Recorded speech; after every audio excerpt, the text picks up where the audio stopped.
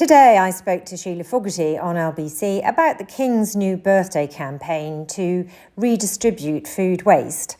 In truth, my view is that the King, if he wanted to help food poverty, should be getting behind British food production, British farming, and making sure that our food is plentiful and affordable. Liz.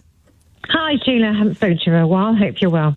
I feel quite angry about this because with Brexit, us farmers have gone through such a difficult time, and you talk of food waste. I mean, I know lots of farmers who could cry their eyes out about the fact that we've not been able to harvest our food and make money from it because of Brexit. We have got fruit which should have been harvested is not going to be harvested for another 3 days. For 33 years, Gerard Vonk has relied on seasonal pickers from Eastern Europe to harvest his peppers. Look over here, plants 100% red. More barriers, more red tape, much more difficulty to actually come and work over here. So yeah, that's been challenging, very challenging for our business, but undoubtedly for all other colleague businesses around this area. Now the shortage of workers is so serious, this crop is over-ripening. There are 72 workers down on this time last year. Can this continue if this carries on like this? Of course it cannot. So there's a lot of things have to happen. It's going to be a big loss for the business. A field full of wasted courgettes. The fear for farms like this one is that British supermarkets will look to the EU to fill their empty shelves. And now we're being told that the reason or the way to help people is to stop food waste is just a red herring. If I was in the King's position, with his extreme wealth, which has grown substantially since the Conservatives came into power because of the changes to the sovereign grant and also because of the windfall that he's got from owning the seabed, I would be actually putting my weight behind promoting British food and farming, which is under great stress and duress because of and he knows farming, doesn't policies. He is a farmer. He knows, he knows it.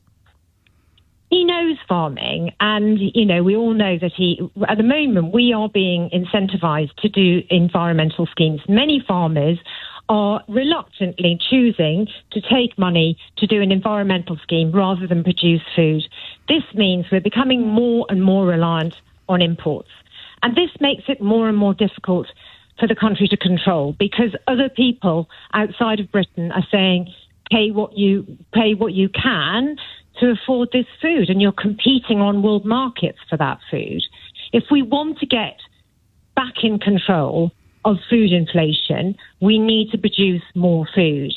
Our self-sufficiency levels have fallen from, about 80% in the 1980s down to, we haven't had the latest estimates because they're only doing the food security every 3 years, and there's another year for the report.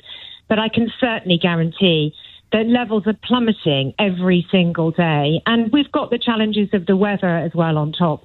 But the key to making sure that our people can afford and to have enough food is to promote British food production, also known as British farming. But that we're paying our farmers to actually look after the environment is mad because all of us farmers produce food and look after the environment. These are like a factory, these farms. And we like to be able to do both. Post-Brexit, is it, all of this? There were environmental schemes pre-Brexit. They came in from 2010-ish, I think, and these are slowly introduced. We've been facing lots more imports over a period of time. But Britain is the third largest net importer of food in the world. And that is mad, given that 70% of this country is farmland. Yeah. We're also incredibly good at growing grass, so we're very good at livestock. But the whole farming system really needs urgent attention and an urgent understanding of food and food security. But to snap off our trade with our nearest partners in Europe and to destroy our own method of making food means that we are literally turning ourselves out to the world markets and saying we're at your mercy. And then bringing back the man who did it. bringing back the man who did it. It's unbelievable, isn't it? Exactly. It's galling. And, you know, all of these things, saying, well, charity's got to come up to it. Well, no, it's not. We have a welfare state and we brought it in so that we weren't at the mercy of a feudal system, which is more and more what it looks like every day to me. Kings and lords. Indeed, indeed. Let's hope we have change soon and that we have Liz, some common sense rather than a minister for common sense. Oh, God. From one serf to another. Thank you. Thanks for watching this video. Don't forget to subscribe to our channel and let us know what you think in the comments below.